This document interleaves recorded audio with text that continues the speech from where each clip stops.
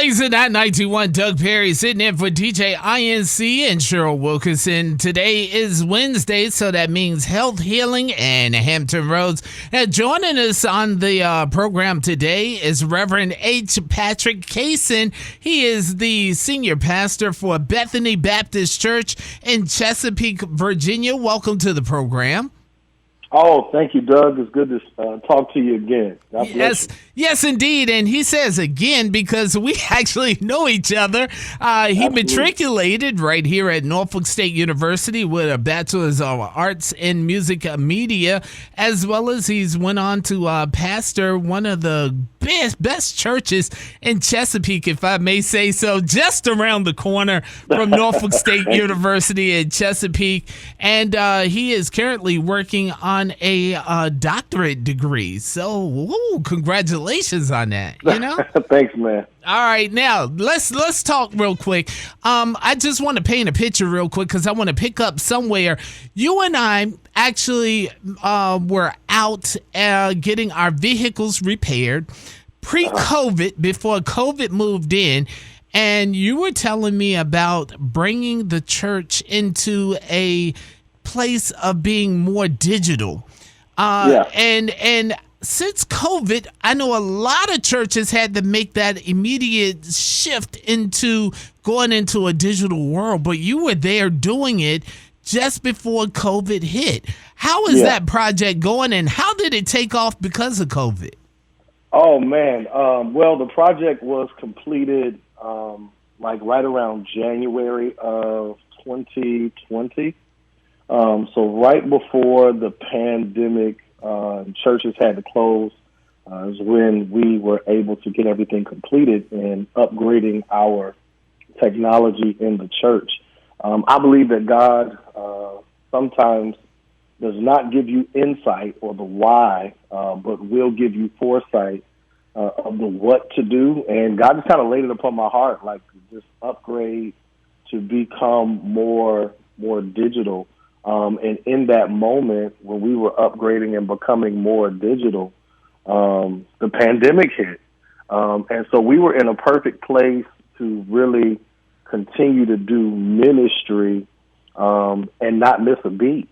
So it was ideal. And right now, we are, I would say, probably about 95% digital. Like everything that we do is online, on our website, on our Facebook page, on our social media pages, everything we do, even our Zoom calls, everything is digital now. Our constant contact and emails, our giving has jumped 50% online. Yes. So now I still got some seasoned saints that got to drop their envelope off at the church. You know, some folks ain't budging from that. But for the most part, man, God gave us some foresight.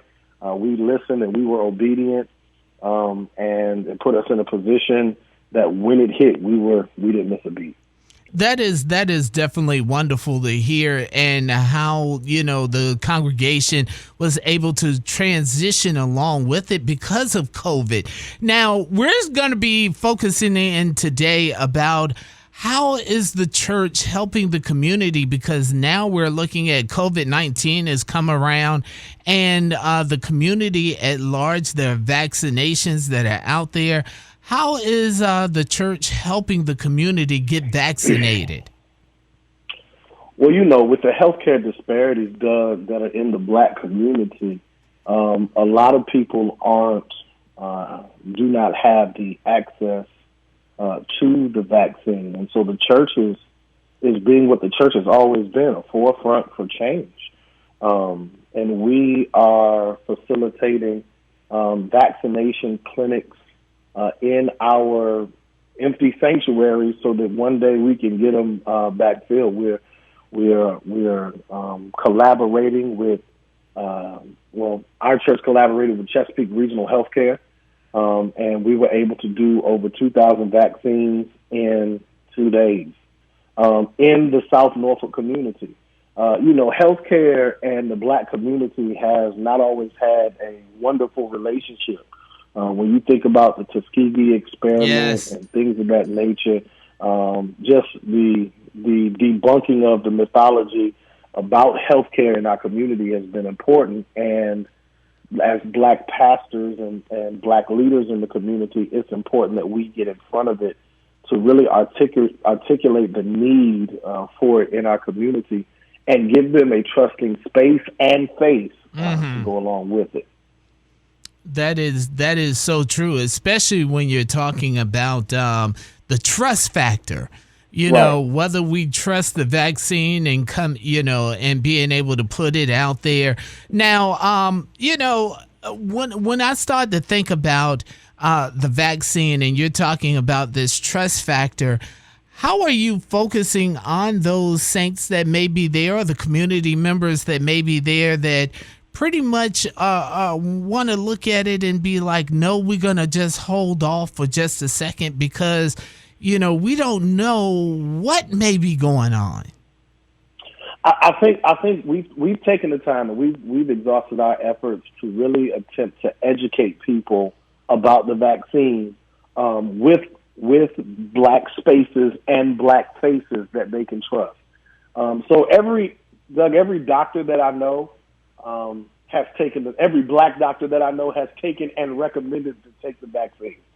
Every Black nurse that I know has taken and recommended for us to take the vaccine. And so I actually did a Zoom and went live on Facebook with it with a Black pharmacist who is one of our members. She's down in Atlanta. Shout out to Tamara Duke. We did a whole hour interview and just discussing the vaccine. And I think just taking that time, and then we allowed, Doug, I think this was the critical point, we allowed people to ask questions. So many times we hear the CDC, we hear people saying take the vaccine, we hear all of that, but when do we get the chance to ask the questions? Mm-hmm. When do we get to have our questions answered? You got to think about it, man. With the health disparities, these people aren't getting the opportunity to go to doctors and ask them the questions or really have it so, or as we would say in the church world, put it in a cup that they could drink from. Mm-hmm. Yes. So if you go in there and the doctor's talking above your head, you're like, okay, I don't understand any of this. But when you have somebody that can put it in a space and a place that you can comprehend it, and now I'm going to put it in a space and a place where you can apprehend it, it now makes the debunking of the mythology about the vaccine possible. And I think that's part of what we have to do. We have to educate. We have to educate our community on what the vaccine is. So this vaccine is not like the flu vaccine where they're going to give you the flu from last year to help you fight it this year. That's not what it is.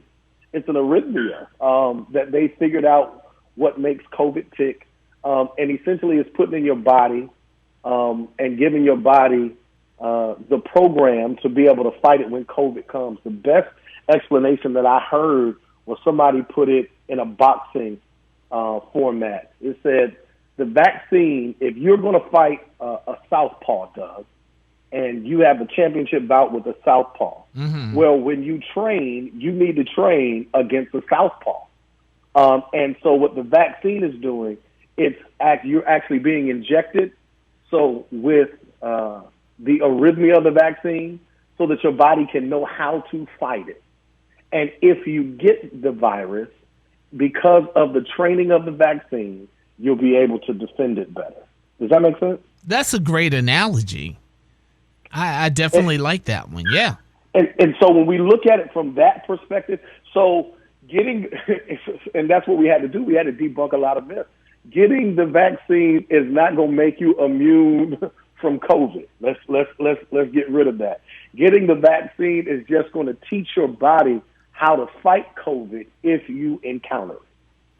That is definitely great. Now, let's talk real quick, because by you being clergy and being there, what do you say to the church as far as even being able to heal and the power that lies there to be able to have healing power, spiritual healing power within the clergy or within the congregation to be able to heal this type of disease? So the first thing I do is I definitely refer back to the scripture. So, and then I try to do a correlation and make it as practical as possible. So the first thing, the Bible tells us that God has not given us a spirit of fear, but of power and of love and of a sound mind. And so I think the first thing we have to do is recognize the sound mind, or the soundness of what it is being presented to us, and do our research and understand it. The next piece I want to inform people of is that Jesus tells us greater works shall you do. And I know people are looking for this divine healing where they just wake up and pop, they're healed. Their afflictions and infirmities have gone away. But the reality is that Jesus uses the mind and the Spirit of God that dwells within us. And Jesus has helped to, the Spirit of God and the presence of God has helped to formulate these minds in modern medicine. And guess what? Greater works are we doing. Miracle signs and wonders are following. Guess what? I believe that through chemo and radiation and people not having cancer anymore, that's a healing. I believe through regulation of medication that would have killed you if you did not have it, that's a miracle, and that's healing. And I think that there has to be a practicality to our spirituality. And if we don't have that, we'll walk around in a daze with one foot in heaven and one foot on earth, and we won't be any good to anybody. Ah, that is so great. I love the way you're breaking that down, because that is part of that myth that's inside of that community, where a lot of people won't move towards getting the vaccine because of a blockage there. Yeah. So one of the things that I told them, I said, I'm going to treat the vaccine. I did an interview. With, I think it was Channel 13. And I said, I'm going to treat the vaccine like heaven. My grandfather used to tell me I would rather live my life like there is a heaven and find out that I missed it than live my life like there isn't and find out that there is one. So with this vaccine, I would rather take the vaccine and find out on the safe side that it works or that it doesn't work, than not take it and find out that I could have taken it and it could have worked, and now I'm, as Donald Trump says, wake up dead. Yeah, so that's the way I kind of look at it, man. That is definitely err on the side of caution. Yeah. Yeah. Well, tell us real quick, are you going to be having any other events where you're going to be helping the community get vaccinated?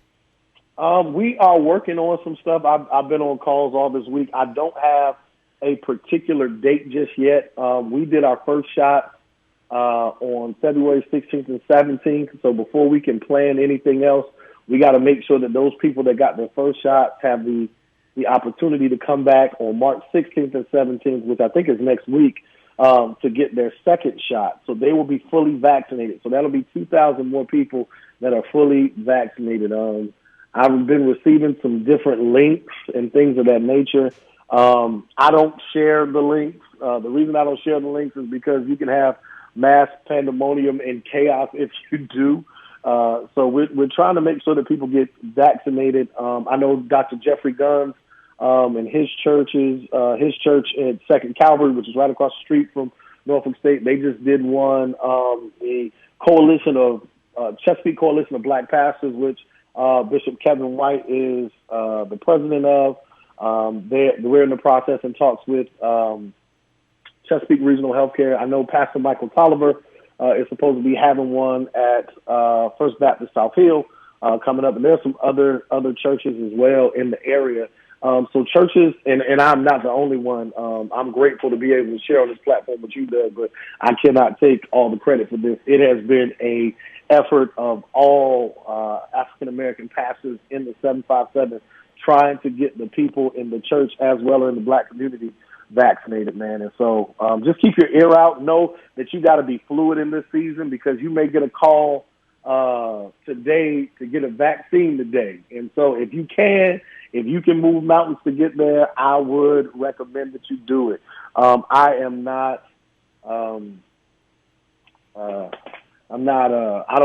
choicing whatever vaccination you can get. If it's the Pfizer, if it's the Moderna, if it's Johnson & Johnson, if you can get vaccinated, I would suggest that you do it. I'm an advocate for it. There you go. Well, thank you so much. And not just that, but I've been vaccinated. My wife's been vaccinated. My mother-in-law, father-in-law, my mom, my dad, my 89-year-old grandmother. I even had her vaccinated. So I don't want you to. I'm not going to tell you anything that I haven't done myself. There you go. Well, thank you so much for coming on Health Healing in Hampton Roads on Blazing Hot 91. Would you like to leave info for the church real quick so people can get in contact with you? Absolutely. Bethany Baptist Church, 2587 Campostella Road in the beautiful city of Chesapeake. Our phone number is 757-543-5887. Online, you can find our website, www.experiencebethany.com.